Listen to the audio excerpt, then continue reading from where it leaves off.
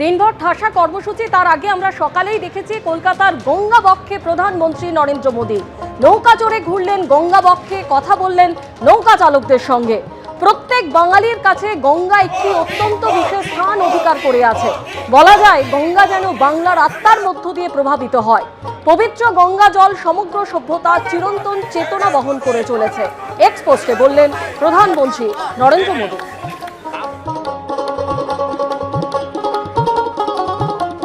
जय श्री राम। जय श्री राम।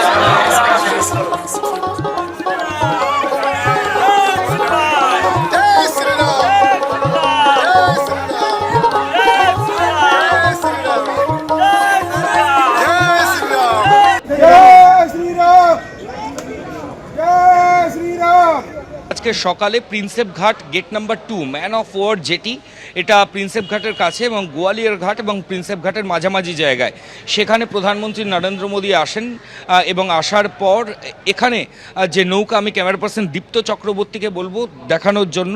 দেখো এই প্রিন্সেপ ঘাট 2 নম্বর যে জেটি, তার সামনে প্রচুর নৌকা রয়েছে। এই যে W1908 যে 2 নম্বর যে নৌকা, যেটা দেখতে পাওয়া যাচ্ছে আপাতত ঘাটের কাছে বাঁধা রয়েছে, এই নৌকাতেই ছিলেন প্রধানমন্ত্রী নরেন্দ্র মোদী। এবং এখান থেকে এই নৌকা যায় সোজা towards river traffic police Kolkata, সেই যে গোয়ালিয়র ঘাটের দিকে।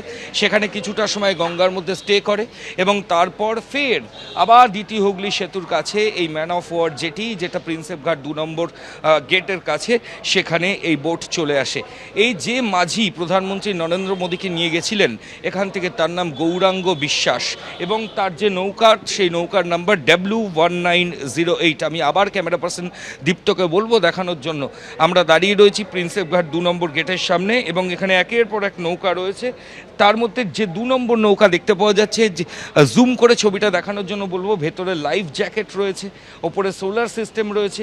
এরই যে সামনের যে প্ল্যাটফর্ম রয়েছে, সেখানেই প্রধানমন্ত্রীকে বসে থাকতে দেখা যায়। তার হাতে একটা SLR ক্যামেরা ছিল এবং তিনি গঙ্গা বক্ষে বেশ কিছুটা সময় কাটান, ছবি তোলেন, মাঝিদের সঙ্গে কথা বলেন। এখানে অনেক মাঝি রয়েছে, দেখো পরপর নৌকা রয়েছে।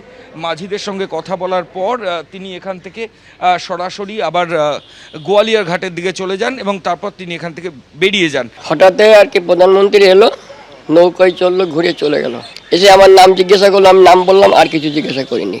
এই গঙ্গার মাঝখানে ঘুরালাম, এদিকে এই সেতুর দিকে, ওই হাওড়ার দিকে, এইদিকে এখানে দেখালাম, ঘুরালাম, সব ফটো তুললো। বেশি না বিল, অল্প, ওই যা হয়েছে তাই দিয়ে গেছে আমাদের 1000 টাকা। तो 6:30 बजे गेट नंबर 2 पे उतरे और वहाँ से चल करके यहाँ वॉक किए, यहाँ से वाटर गेट तक वॉक किए।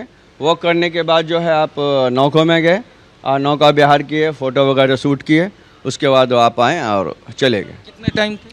6:30 मोर देन हो रहा होगा। पहले कम्युनिकेट किया था उसको? नहीं, किसी को खबर ही नहीं है, हम लोगों को कुछ खबर नहीं है। अचानक सर आ गए, हम भी लोग सोचे कि सर कब आए, कैसे आ गए। फिर हम लोग को देखने के बाद बहुत खुश हुए।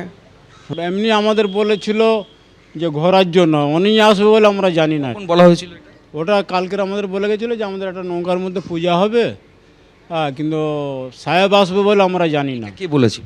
ওটা ওনার বাবুঘাট থেকে একটা চাওয়ালা বলে গেছিলো, হ্যাঁ, যে এরকম আমাদের একটা নৌকা, 7খানা নৌকা লাগবে, একটা নৌকার মধ্যে পূজা করবো। হ্যাঁ, তো আমরা বললাম ঠিক আছে, আসবেন। কটার সময় চেয়েছিল? ওটা সকাল মানে 6টার দিকে চেয়েছিল। আচ্ছা, হ্যাঁ, তারপর হঠাৎ 6:45 দিকে কি 6:30 দিকে এরকম, হ্যাঁ, উনি এসে গেল। তারপরে আমরা বুঝতে পারলাম যে ইনি তো মোদিজি। হ্যাঁ, তারপরে আমাদের নৌকায় কটা নৌকা গেল? 7খানা নৌকায় নিয়েছি। গঙ্গার মাঝখানে? হ্যাঁ, গঙ্গার মাঝখানে। কতক্ষণ সময় ছিল? 1 ঘন্টা ঘুরেছে। कल शाम को मुझे बेलूर मठ जाने का सौभाग्य मिला। वहां की पवित्र मिट्टी का प्रणाम करना, ये मेरे जीवन का बहुत बड़ा सौभाग्य होता है। फिर हावड़ा में रोड शो के दौरान जनता जनार्दन का आशीर्वाद मिला।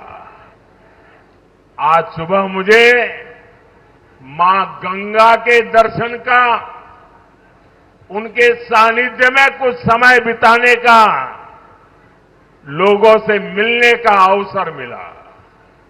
एबीपी आनंद एगिए थाके एगिए राखे।